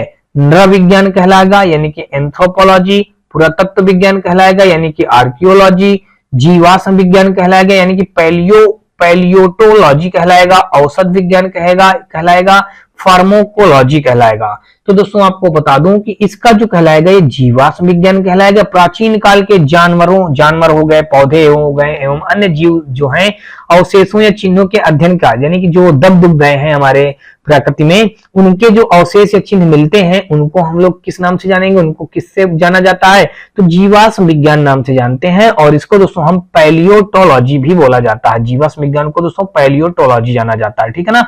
तो 27 का दोस्तों यहाँ पे हमारा सी विकल्प इस क्वेश्चन का राइट आंसर हो जाएगा। और अगला क्वेश्चन दोस्तों देख लीजिएगा, 27 के बाद दोस्तों हम लोग 28 नंबर पे आ जाएंगे। और 28 नंबर क्वेश्चन यहाँ पे दोस्तों देख लीजिएगा, कहा गया है कि जीवाश्मों के अध्ययन को क्या कहा जाता है। देखिए जीवाश्मों के अध्ययन को हम अभी जाने हैं दोस्तों, जीवाश्म विज्ञान कहते हैं। अभी पिछला क्वेश्चन में आपने पढ़ा है कि जीवाश्मों के अध्ययन को हम लोग जीवाश्म विज्ञान नाम से जानते हैं। तो 28 का बी के साथ क्वेश्चन राइट हो जाएगा। अगला दोस्तों देख लीजिएगा 29 नंबर, यहाँ पे कहा गया है कि पैलियोंटोलॉजी, देखिए पैलियोंटोलॉजी डाट के अध्ययन से संबंधित है, हड्डियों के, जीवाश्मों के, कठोर कोषों से या फिर दोस्तों पंखों से। तो 29 का दोस्तों आपको बता दूं कि पैलियोंटोलॉजी जो हमारा है वो जीवाश्मों के अध्ययन से संबंधित है। तो यहाँ पे 29 का हमारा बी विकल्प के साथ ये क्वेश्चन हमारा राइट हो जाएगा। आगे दोस्तों देख लीजिएगा 30 नंबर, और 30 नंबर क्वेश्चन में देख लीजिए दिया गया है कि कह रहा पादप विज्ञान, यानी कि पादप विज्ञान में किसका अध्ययन किया जाता है। दोस्तों पादप विज्ञान में किसका अध्ययन किया जाता है, मानव शरीर का रचना किया जाता है, पौधों का रचना किया जाता है, या शुद्ध मात्रिकी का अध्ययन किया जाता है, या मानव मनोविज्ञान का अध्ययन किया जाता है। पादप विज्ञान में किसका अध्ययन किया जाता है, तो दोस्तों आपको बता दूं इस क्वेश्चन का जो राइट आंसर हो जाएगा, पादप विज्ञान में हम लोग पौधों का अध्ययन करते हैं। तो 30 का दोस्तों यहाँ पे हमारा विकल्प नंबर बी के साथ क्वेश्चन राइट हो जाएगा। और अगला क्वेश्चन दोस्तों देख लीजिएगा, हमारा दिया गया है, कहा गया है कि ऑन्कोलॉजी किस बीमारी के उपचार से जुड़ा है। ऑन्कोलॉजी किस बीमारी के उपचार से जुड़ा है, अस्थि सुषिरता, या मधुमेह, या फिर दोस्तों कैंसर, या वृक्क संबंधी विफलता। देखिए यहाँ पे क्या बताया गया, ऑन्कोलॉजी किस बीमारी के उपचार से जुड़ा है। तो ऑन्कोलॉजी दोस्तों आपको बता दूं कि ये हमारा कैंसर की बीमारी से जुड़ा है, यानी कि 31 का हमारा सी के साथ क्वेश्चन क्या हो जाएगा, बिल्कुल राइट हो जाएगा। ये दोस्तों हमारा किससे जुड़ा है, कैंसर के रोग से ये हमारा जुड़ा हुआ है। इसे कर्क रोग भी कहते हैं दोस्तों, कैंसर को हम कर्क रोग के नाम से भी इसको जाना जाता है, ठीक है। चलिए आगे दोस्तों देख लीजिएगा 31 के बाद दोस्तों 32 नंबर, यहाँ पे कहा है कि कवक विज्ञान क्या है। बैक्टीरिया का अध्ययन करना, कुकुरमुत्ता का अध्ययन करना, वायरस का अध्ययन करना, परजीवियों का अध्ययन करना। दोस्तों कवक विज्ञान हमारा जो होता है वो होता है दोस्तों कुकुरमुत्ता का अध्ययन करना, इसके अंतर्गत आता है। तो 32 का दोस्तों विकल्प नंबर बी हमारे इस क्वेश्चन का राइट आंसर हो जाएगा। कवक विज्ञान क्या है, कुकुरमुत्ता का अध्ययन होता है। तो यहाँ पे 32 का बी इस विकल्प का क्या हो जाएगा, राइट आंसर हो जाएगा। चलिए अगला क्वेश्चन दोस्तों देख लीजिएगा। अब दोस्तों देखेंगे तो एपीकल्चर दोस्तों होता है वो मधुमक्खियों से रिलेटेड होता है, मधुमक्खियों का अध्ययन कहलाता है। और ऐसे दोस्तों अभी इन सारी चीजों के बारे में हमने पढ़ा है, तो बस आप ये जानिए कवक विज्ञान क्या है। दोस्तों कुकुरमुत्ता के अध्ययन को हम लोग कवक विज्ञान के नाम से जानते हैं। यहाँ पे दोस्तों कहा है कि माइकोलॉजी डाट के अध्ययन से संबंधित है। देखिए माइकोलॉजी डाट के अध्ययन से संबंधित है, मानव कोशिकाओं के अध्ययन से, कवक के अध्ययन से, विषाणुओं के अध्ययन से, या फिर दोस्तों जीवाणुओं के अध्ययन से। तो 33 का दोस्तों अगर आप देखेंगे तो ये जो माइकोलॉजी शब्द लिखा है, माइकोलॉजी हमारा कवक के अध्ययन से हमारा संबंधित है। तो ये दिया गया है बी ऑप्शन पे। तो 33 का दोस्तों हमारा यहाँ पे बी विकल्प के साथ क्वेश्चन राइट हो जाएगा। अगला दोस्तों देख लीजिएगा 34 नंबर, और 34 का दोस्तों हमारा यहाँ पे कवक यानी बी के साथ राइट हुआ। 34 नंबर में कहा है कि ओनेरियोलॉजी किसका अध्ययन है, भगवान का है, सपने का है, नींद का है, रंग का है। तो दोस्तों आपको बता दूं कि ओनेरियोलॉजी जो हमारा किसका अध्ययन के अंतर्गत आता है, ये सपने जो आते हैं दोस्तों, सपने के अंतर्गत हमारा ये अध्ययन के अंतर्गत आता है। तो 34 का यहाँ पे दोस्तों हमारा बी के साथ क्वेश्चन राइट हो जाएगा। 34 का दोस्तों हमारा क्या आएगा, सपनों का अध्ययन के इसके अंतर्गत आता है, यही हमारा इस क्वेश्चन का राइट आंसर बन जाएगा। अगला दोस्तों देख लीजिएगा 34 के बाद दोस्तों 35 नंबर पे आ जाइए और यहाँ पे कहा है कि टॉक्सिकोलॉजी किसका अध्ययन है। देखिए यहाँ पे एक बता दिया गया टॉक्सिकोलॉजी किसका अध्ययन है, इंसानी व्यवहार का है, जहर का है, भूक्षरण का है या फिर दोस्तों चट्टान का है।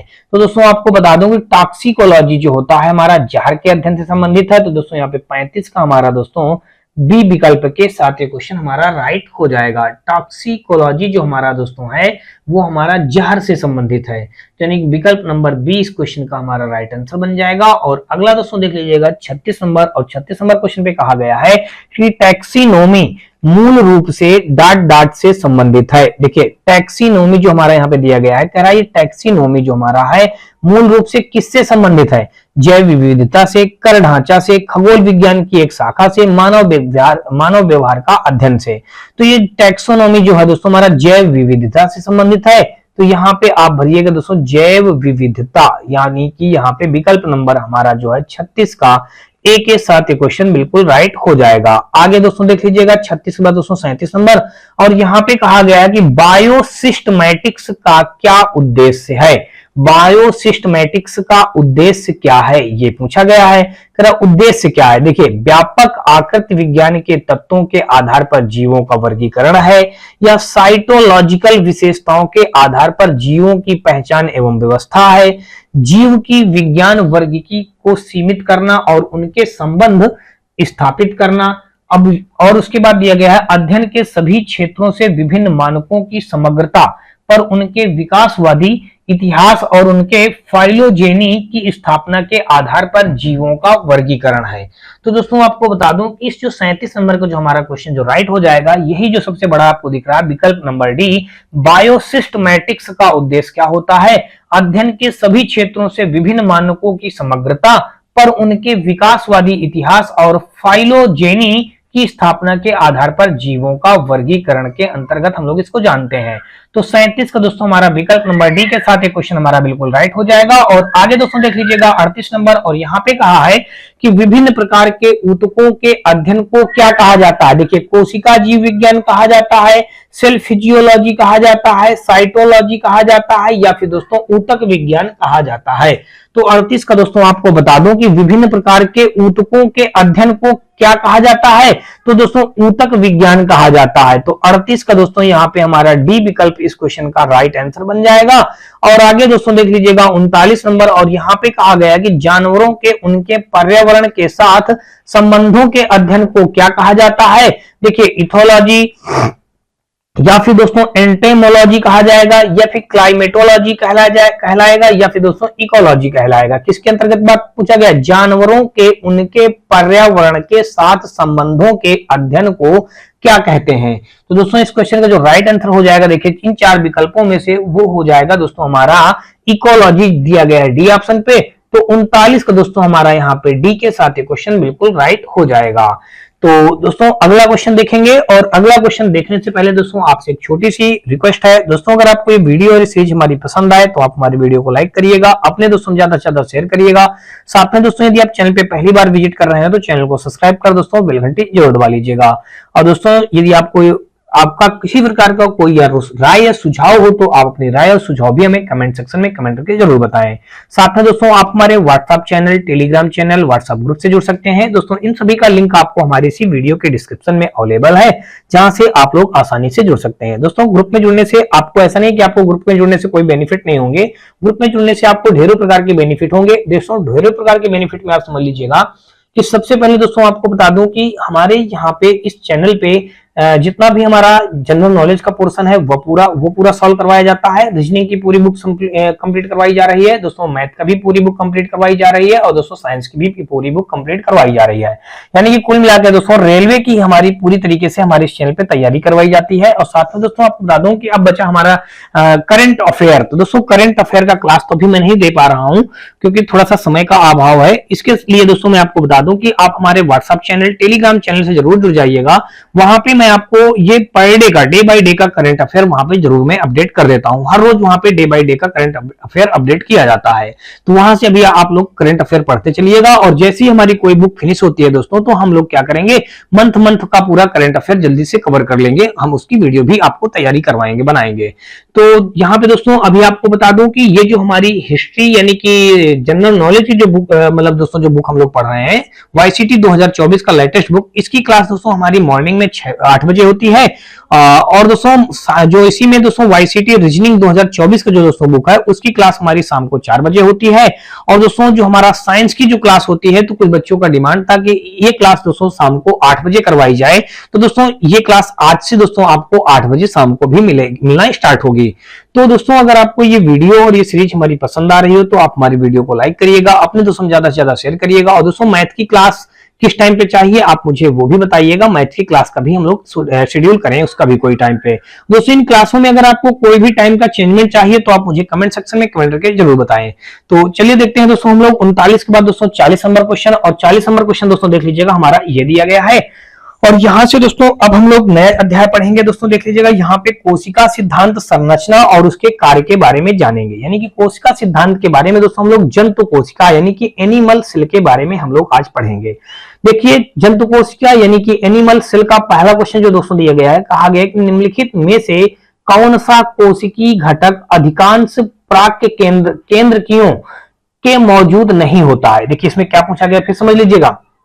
कहा गया है कौन सा कोशिकीय घटक अधिकांश प्राक केंद्रकियों में मौजूद नहीं होता। देखिए कोशिका द्रव्य नहीं होता है, केंद्रक झिल्ली नहीं होता है, कोशिका भित्त नहीं होता है, या फिर दोस्तों राइबोसोम नहीं होता है। तो दोस्तों आपको बता दूं कि इस क्वेश्चन का 40 क्वेश्चन का जो हमारा हो जाएगा बी ऑप्शन, केंद्रक झिल्ली जो हमारा होता है इनके अंतर्गत मौजूद नहीं होता है। तो 40 का अगर यहाँ पे आप देखेंगे तो विकल्प नंबर दोस्तों हमारा बी के साथ क्वेश्चन क्या हो जाएगा, बिल्कुल राइट हो जाएगा। तो दोस्तों आप फिर से समझ लीजिएगा, जो क्वेश्चन में पूछा गया है कि कोशिका के केंद्रक का वह कोशिकीय घटक जिसकी अधिकांश प्राक केंद्रियां मौजूद नहीं होती हैं, तो वो दोस्तों मौजूद नहीं होती हैं, इसके केंद्रक झिल्ली नहीं होते हैं, केंद्रक झिल्ली कहते हैं इसके अंतर्गत, यानी कि मौजूद नहीं होते हैं। ये बात हमारी बी ऑप्शन के साथ क्वेश्चन राइट हो जाएगा। और दोस्तों देख लीजिएगा, अब देखिए इसके बारे में अगर कुछ और फैक्ट जानेंगे, तो दोस्तों आपको बता दूं कि राइबोसोम्स भी पाए जाते हैं। किसके अंतर्गत राइबोसोम्स पाए जाते हैं, यानी कि जो केंद्रक के चारों ओर घेरे रहते हैं दोस्तों, 2 परत की एक झिल्ली जो केंद्रक के चारों ओर घेरे रहते हैं, जिसमें से बाहरी झिल्ली अंतः प्रद्रवी जालिका से जुड़ी होती है, जिस पर दोस्तों राइबोसोम्स भी पाए जाते हैं। कोशिका में दोस्तों केंद्रक की खोज रॉबर्ट ब्राउन ने 1831 ईस्वी में किया था। अब देखिए कोशिका की खोज अगर बात कर ली जाए, देखिए कोशिका की खोज ये पेपर में पूछा जाता है, जो पूछा जाता है दोस्तों मेन फैक्ट आप उसी के बारे में जानिएगा। देखिए यहाँ पे कोशिका की खोज अगर देखी जाए तो कब हुई है, 1831 ईस्वी में हुई है। कब दोस्तों, 1831 ईस्वी में हुई है। और किसने किया है, रॉबर्ट ब्राउन ने किया है। रॉबर्ट आगे दोस्तों लिख दीजिएगा यहाँ पे ब्राउन, रॉबर्ट ब्राउन ने इसकी खोज किया है 1831 ईस्वी में। चलिए अगला क्वेश्चन दोस्तों देख लेते हैं। यहाँ पे हम लोग 40 नंबर पढ़ लिए हैं और आगे देखेंगे दोस्तों 41 नंबर। और यहाँ पे कहा है कि मानव कोशिकाओं में ग्लूकोज के विघटन द्वारा ऊर्जा का निर्माण होता है। ग्लूकोज के विघटन के लिए इनमें से किसकी आवश्यकता होती है, ऑक्सीजन की होती है, कार्बन डाइऑक्साइड की होती है, नाइट्रोजन की होती है, या फिर दोस्तों हाइड्रोजन की होती है। फिर समझ लीजिएगा, मानव कोशिकाओं में ग्लूकोज के विघटन द्वारा ऊर्जा का निर्माण होता है। ग्लूकोज के विघटन के लिए इनमें से किसकी आवश्यकता होती है। तो दोस्तों आप सभी जानते हैं कि मानव जीवन के लिए इन सबकी जरूरत क्या होती है दोस्तों, ऑक्सीजन की जरूरत होती है। यही हमारा दोस्तों क्या है, इंपॉर्टेंट यहाँ पे हो जाएगा। यानी कि ग्लूकोज के विघटन के लिए इनमें किसकी आवश्यकता दोस्तों, ऑक्सीजन की आवश्यकता होती है। विकल्प नंबर ए हमारा इस क्वेश्चन का क्या होता है, बिल्कुल राइट आंसर हो जाएगा। चलिए अगला क्वेश्चन दोस्तों देख लीजिएगा। 41 के बाद दोस्तों अगर हम 42 नंबर क्वेश्चन देखें तो 42 नंबर में कहा गया है कि अधिकांश कोशिकीय प्रक्रियाओं के लिए ऊर्जा मुद्रा क्या होती है, पाइरूवेट होती है, एटीपी होती है, एडीपी होती है, या फिर दोस्तों ग्लूकोज होती है। तो दोस्तों 42 का अगर देखेंगे तो अधिकांश कोशिकीय प्रक्रियाओं के लिए ऊर्जा मुद्रा क्या होती है दोस्तों, तो एटीपी होती है। तो ये हमारा दोस्तों देख लीजिएगा 42 का हमारा विकल्प नंबर यहाँ पे बी के साथ क्वेश्चन बिल्कुल राइट बन जाएगा। क्या हो जाएगा दोस्तों, अधिकांश कोशिकीय प्रक्रियाओं के लिए एडिनोसिन या फिर दोस्तों इसका पूरा नाम अगर जानेंगे तो एडिनोसिन ट्राइफॉस्फेट होता है। एटीपी का अगर पूरा नाम अगर देखिए मैं लिख देता हूं आपको, एटीपी इसका पूरा नाम दोस्तों क्या होता है, एडिनोसिन। आपके यहाँ पे लिखेंगे देखिए एडिनोसिन, देखिए एडिनोसिन और आगे क्या लिखेंगे, ट्राइफॉस्फेट। देखिए यहाँ पे आगे लिख दीजिएगा ट्राइफॉस्फेट, ट्राइफॉस और आगे यहाँ पे फेट लिख दीजिए, ट्राइफॉस्फेट इसका पूरा नाम होता है। किसका दोस्तों, ये यानी कि एटीपी का पूरा नाम क्या होता है, एडिनोसिन ट्राइफॉस्फेट इसका पूरा नाम होता है। ये ऊर्जा मुद्रा होती है दोस्तों, क्या है, ऊर्जा मुद्रा होती है। चलिए अगला क्वेश्चन दोस्तों देख लेते हैं 43 नंबर। और 43 नंबर क्वेश्चन में कहा गया है कि किस कोशिकांग को कोशिका की आत्महत्या की थैली के रूप में जाना जाता है। देखिए केंद्रक को, माइटोकॉन्ड्रिया को, और या फिर दोस्तों आप देख लीजिएगा सेंट्रोसोम को या लाइसोसोम को। तो 43 का दोस्तों इसमें कहा है कि किस कोशिकांग को, देखिए कह रहा किस कोशिकांग को कोशिका की आत्महत्या की थैली के रूप में जाना जाता है।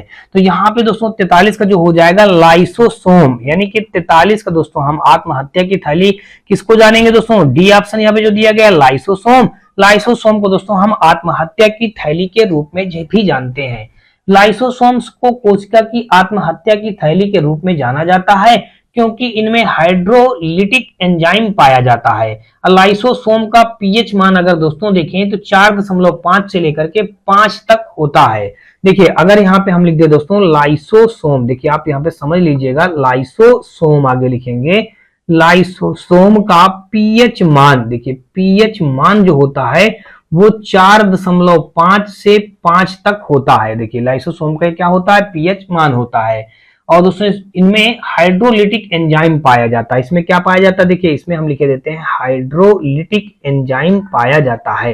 तो यहाँ पे आप लिख दीजिएगा दोस्तों हाइड्रोलिटिक, आगे दोस्तों लिख दीजिएगा एंजाइम। तो हाइड्रोलिटिक एंजाइम इसमें पाया जाता है। दोस्तों किसमें हाइड्रोलिटिक एंजाइम पाया जाता है, अभी आपने बता जाना लाइसोसोम में। देखिए लाइसोसोम में क्या होता है, लाइसोसोम का पीएच मान 4.5 से 5 तक होता है। इसमें दोस्तों लाइसोसोम में ही हाइड्रोलिटिक एंजाइम पाया जाता है। तो ये कुछ इसकी फैक्ट बातें हो गई। और अगला क्वेश्चन दोस्तों देख लीजिएगा 44 नंबर। और यहाँ पे कहा गया है कि कोशिका में 6 कार्बन वाले अणु ग्लूकोज के 3 कार्बन वाले अणु पाइरूवेट में विखंडन की प्रक्रिया कहां पर होती है। कोशिका के द्रव्य में होती है, माइटोकॉन्ड्रिया पे होती है, हरित लवक पे होती है, या फिर दोस्तों गाल्जी काय में होती है।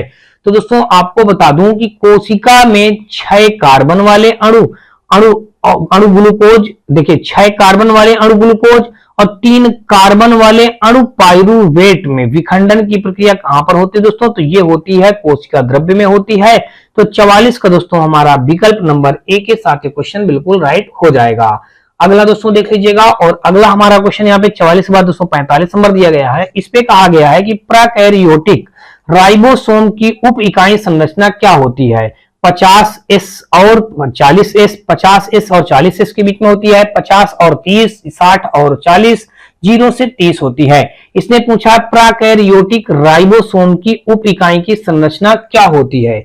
तो दोस्तों आपको बता दूं कि 45 का जो यहाँ पे दिया गया है 50 से 30 दिया गया है, यही हमारा इस क्वेश्चन का क्या हो जाएगा, राइट आंसर बन जाएगा। तो ये दोस्तों आपने जान लिया कि 50 से 30 की बनी होती है कौन दोस्तों, उप इकाइयां। किसकी उप इकाइयां, प्रोकैरियोटिक राइबोसोम कोशिकाओं की जो उप इकाइयां होती हैं वो दोस्तों 50 से 30 की बनी होती हैं, जो आपस में मिलकर 70 प्रोकैरियोटिक राइबोसोम बनाते हैं। राइबोसोम के ऊपर दोस्तों प्रोटीन संश्लेषित होता है, ये आप लोग जान लीजिएगा। अगला दोस्तों देख लीजिएगा 46 नंबर। और 46 नंबर क्वेश्चन दोस्तों देख लीजिएगा हमारा ये दिया गया है। तो दोस्तों यहाँ पे देखिए 46 नंबर में दिया गया है, कहा गया है कि प्राक की कोशिका की कुछ विशेषताओं का उल्लेख नीचे दिया गया है। दिए गए विकल्पों में से गलत विकल्प का चयन करें। देखिए गलत विकल्प हमको बताना है।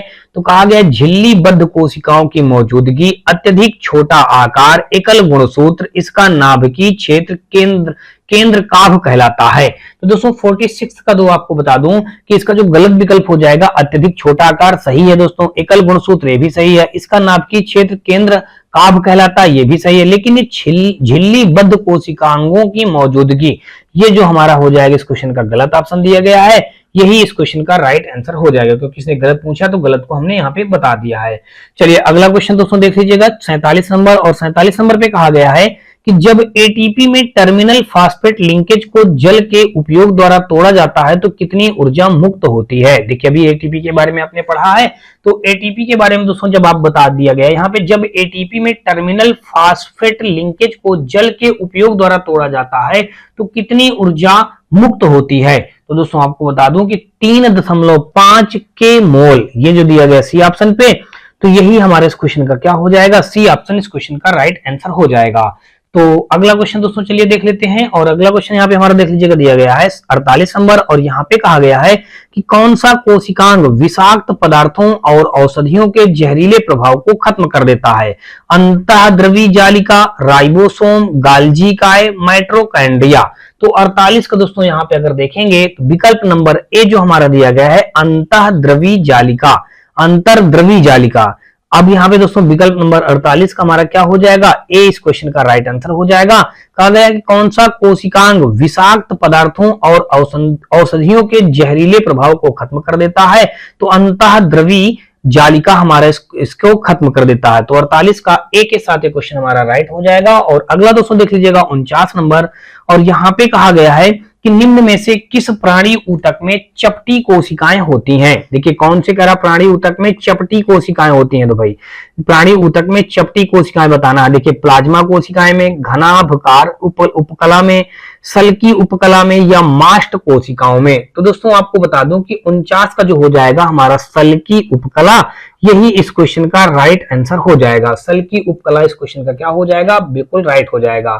सल्की उपकला में दोस्तों ऊतक एक चपटी कोशिकाओं के पतले स्तर से बनता है जिसके किनारे अनियमित होते हैं। यह ऊतक दोस्तों रक्त वाहिकाओं की भित्ति में तथा फेफड़ों के वायुकोश में पाया जाता है, और यह विसरण शीशा का कार्य करती रहती है दोस्तों। तो किस प्राणी ऊतक में चपटी कोशिकाएं होती हैं दोस्तों, सल्की उपकला में होती हैं, जो कि सी पे मौजूद है। तो सी हमारे इस क्वेश्चन का राइट आंसर हो जाएगा। और अगला दोस्तों देख लीजिएगा 50 नंबर, कहा गया निम्न में से कौन सा कथन गलत है। देखिए हमको गलत वाला कथन बताना है।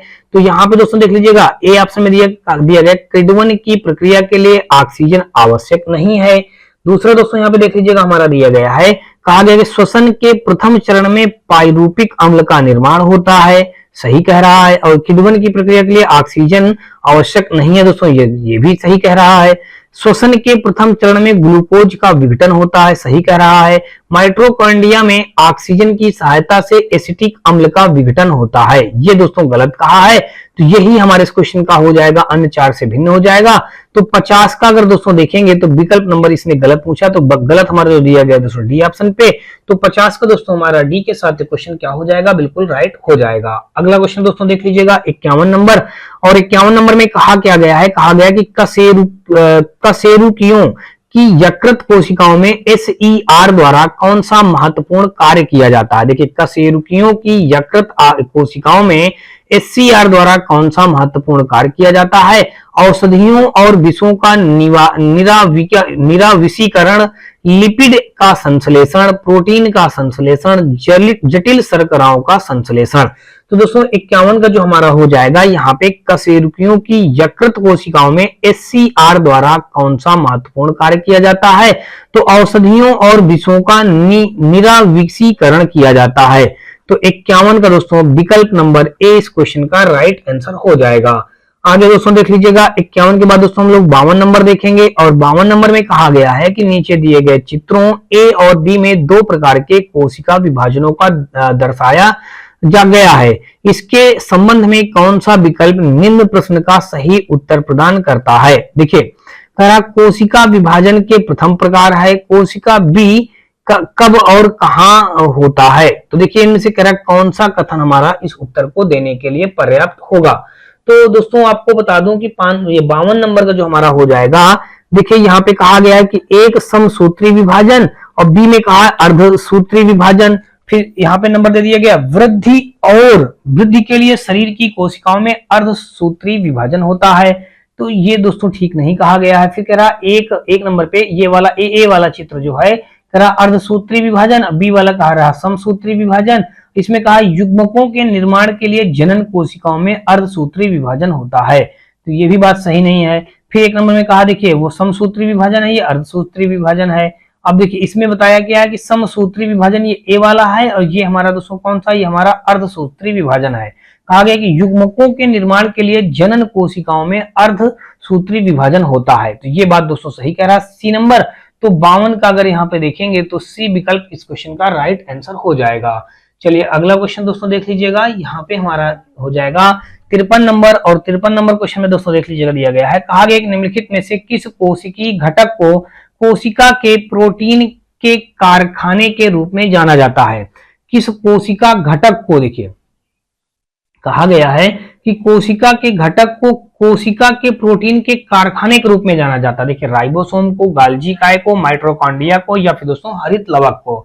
तो ये हो जाएगा दोस्तों राइबोसोम को हम लोग जानते हैं, कोशिका के प्रोटीन के कारखाने के रूप में हम राइबोसोम को जानते हैं। तो 53 का दोस्तों हमारा यहाँ पे ए विकल्प इस क्वेश्चन का राइट आंसर हो जाएगा। और अगला दोस्तों देख लीजिएगा 53 के बाद दोस्तों हमारा 54 नंबर। और 54 नंबर दोस्तों यहाँ पे देख लीजिएगा हमारा दिया ये गया है, इस पे कहा गया है कि निम्न में से किसे कोशिका का पावर हाउस कहा जाता है। देखिए कोशिका का पावर हाउस किसे कहा जाता है 54 नंबर में, तो आपको दोस्तों बता दूं कि ये माइटोकॉन्ड्रिया जो यहाँ ऑप्शन ए पे दिया गया है, इसी को हम लोग कोशिका का पावर हाउस नाम से जानते हैं। तो अगर आपसे पूछा जाए कि कोशिका का पावर हाउस किसे कहा जाता है दोस्तों, तो माइटोकॉन्ड्रिया को कहा जाता है। तो 54 का दोस्तों यहाँ पे विकल्प नंबर हमारा ए के साथ ये क्वेश्चन क्या हो जाएगा, राइट आंसर हो जाएगा। चलिए अगला क्वेश्चन दोस्तों देख लीजिएगा। अब दोस्तों अगर इसकी खोज किया जाए, देखिए जानी कोशिका को बिजली घर के रूप में भी जानते हैं। इसकी खोज दोस्तों 1857 में अल्बर्ट वान कोलिकर ने किया था। देखिए माइटोकॉन्ड्रिया कोशिका का पावर हाउस की खोज अगर देखा जाए किसने किया था, 1857 ईस्वी में दोस्तों, 1857 ईस्वी में अल्बर्ट वान, देखिए यहाँ पे आप लिख दीजिएगा अल्बर्ट वान, और यहाँ पे अल्बर्ट वान कोलिकर, अल्बर्ट वान यहाँ पे आगे दोस्तों लिख दीजिएगा कोलिकर ने इसकी खोज की थी। किसकी खोज दोस्तों बात की जाए तो माइटोकॉन्ड्रिया की खोज की थी, ठीक है ना यहाँ पे। चलिए अगला क्वेश्चन यहाँ पे दोस्तों देख लीजिएगा, यहाँ पे 54 के बाद दोस्तों 55 नंबर। और यहाँ पे कहा है कि यूकैरियोटिक कोशिकाओं के निम्न में से किस कोशिकांग को आत्मघाती थैली भी कहा जाता है। माइटोकॉन्ड्रिया को, गाल्जी काय को, क्लोरोप्लास्ट को, लाइसोसोम को। तो 55 का दोस्तों हो जाएगा हमारा डी विकल्प, लाइसोसोम को हम क्या कहेंगे, आत्मघाती थैली या आत्महत्या की थैली भी इसको बोला जाता है। तो 55 का दोस्तों यहाँ पे विकल्प नंबर डी इस क्वेश्चन का हमारा क्या हो जाएगा, राइट आंसर। अभी इसी सेम क्वेश्चन को हम लोग पीछे पढ़े भी हैं। लाइसोसोम को हम आत्महत्या की थैली के नाम से भी जानते हैं, ठीक है। अगला दोस्तों देख लीजिएगा 56 नंबर। और 56 नंबर में कहा गया है क्वेश्चन में कि निम्नलिखित में से किस कोशिकांग को कोशिका की आत्मघाती थैली के रूप में जाना जाता है। देखिए सेम वही क्वेश्चन है, लाइसोसोम। तो लाइसोसोम अभी हम लोगों ने पीछे पढ़ा भी है। तो लाइसोसोम दोस्तों देख लीजिएगा डी ऑप्शन पे दिया गया है। तो 56 का दोस्तों डी के साथ ये भी क्वेश्चन हमारा राइट हो जाएगा। आगे दोस्तों देख लीजिएगा 57 नंबर। यहाँ पे कहा है कि स्लाइडेन और स्वान द्वारा दिया गया कोशिका सिद्धांत निम्नलिखित में से किन जीवों पर लागू नहीं होता है। देखिए स्लाइडेन और स्वान द्वारा दिया गया कोशिका सिद्धांत निम्नलिखित में से किन जीवों पर लागू नहीं होता है। कवकों पर लागू नहीं होता, जंतुओं पर लागू नहीं होता, विषाणुओं पर लागू नहीं होता, या फिर दोस्तों शैवालों पर लागू नहीं होता है। तो दोस्तों आपको बता दूं कि विषाणुओं पर ये लागू नहीं होता है। तो 57 का हमारा सी विकल्प के साथ ये क्वेश्चन क्या हो जाएगा, बिल्कुल राइट हो जाएगा। तो दोस्तों ये आपने जान लिया विषाणुओं पर लागू नहीं होता है। तो ये विकल्प नंबर हमारा सी पे दिया गया है। तो सी ही इस क्वेश्चन का राइट आंसर हो जाएगा। और अगला देखेंगे रॉबर्ट हुक द्वारा कोशिका की खोज किस प्रकार की गई थी। देखिए रॉबर्ट हुक द्वारा कोशिका की खोज किस प्रकार की गई थी। तो देखिए पेड़ के पत्तों का निरीक्षण करते हुए, तो ये तो गलत बात कही गई है। एक प्याज के छिलकों के निरीक्षण करते हुए, गलत कहा गया है। रक्त का निरीक्षण करते हुए, गलत कहा गया है। कार्क का निरीक्षण करते हुए, तो रॉबर्ट हुक ने दोस्तों कोशिका की खोज कार्क का निरीक्षण करते हुए किया था। तो 58 का दोस्तों यहाँ पे विकल्प नंबर डी इस क्वेश्चन का राइट आंसर हो जाएगा। अगला दोस्तों देख लीजिएगा 59 नंबर। और यहाँ पे कहा है कि कोशिका की खोज किसने की थी। अभी देख लिया रॉबर्ट हुक ने आपने पढ़ा है ना, तो कोशिका की खोज किसने किया था दोस्तों, तो रॉबर्ट हुक ने किया था। 59 का अगर दोस्तों देखेंगे तो विकल्प नंबर हमारा बी के साथ क्वेश्चन बिल्कुल राइट हो जाएगा। कोशिका की खोज किसने किया था, रॉबर्ट हुक ने किया था। और क्या लेके लिया था तो दोस्तों कार्क का टुकड़ा लेके इसकी खोज की थी। देखिए यहाँ पे कार्क के टुकड़े से इन्होंने खोज किया था। कार्क के आगे दोस्तों लिख दीजिएगा टुकड़े से। ये अभी हम लोग पीछे पढ़ भी चुके हैं और यहाँ भी हमने जान लिया। अगला क्वेश्चन दोस्तों देख लीजिएगा, और दोस्तों ये आज के पार्ट का ये हमारा अंतिम क्वेश्चन होगा। और यहाँ पे दोस्तों देख लीजिएगा, दिया ये गया है, इस पे कहा है कि केंद्रक और कोशिका झिल्ली के बीच मौजूद जेली जैसे पदार्थ को क्या कहा जाता है। देखिए, केंद्रक और कोशिका झिल्ली के बीच मौजूद जेली जैसे पदार्थ को क्या कहा जाता है। कर्णीय कहा जाता है, कोशिका द्रव्य कहा जाता है, उल्ब कहा जाता है, या फुफ्फुसी कहा जाता है। तो दोस्तों 60 का जो हमारा हो जाएगा इस क्वेश्चन का बी ऑप्शन, यानी कि कोशिका द्रव्य कहा जाता है। तो 60 का दोस्तों हमारा बी विकल्प के साथ क्वेश्चन बिल्कुल राइट हो जाएगा।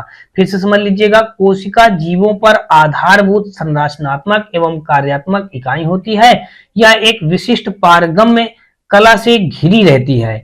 प्रायः इसमें स्वजन की क्षमता होती है। कोशिका की संरचना कोशिका झिल्ली यानी कि कोशिका द्रव्य अथवा केंद्रक से मिलकर होती है, जिन्हें कोशिकांग कहते हैं। दोस्तों, जो कोशिका झिल्ली एवं केंद्रक के बीच पाया जाता है, यानी कि आप अगर कह देंगे केंद्रक और कोशिका झिल्ली के बीच में मौजूद जेली के पदार्थ को क्या कहा जाता है, कोशिका द्रव्य कहा जाता है। तो 60 का दोस्तों हमारा बी विकल्प के साथ ये क्वेश्चन राइट हो जाएगा। और दोस्तों मिलते हैं हम लोग नेक्स्ट पार्ट पे, और नेक्स्ट पार्ट में मिलने से पहले छोटी सी आपसे दोस्तों गुजारिश है, दोस्तों वीडियो आपको कैसा लगा आप हमें कमेंट सेक्शन में कमेंट करके अपनी राय और सुझाव दीजिएगा। और साथ में दोस्तों यदि आप चैनल पे पहली बार आए हो तो चैनल को सब्सक्राइब कर बेल घंटी जरूर दबा लीजिएगा। अपने साथियों और यार दोस्तों में दोस्तों अपनी हमारी इस वीडियो को शेयर ज्यादा से ज्यादा जरूर करिए। दोस्तों चलिए हम लोग मिलते हैं नेक्स्ट वीडियो में, तब तक के लिए दोस्तों जय हिंद।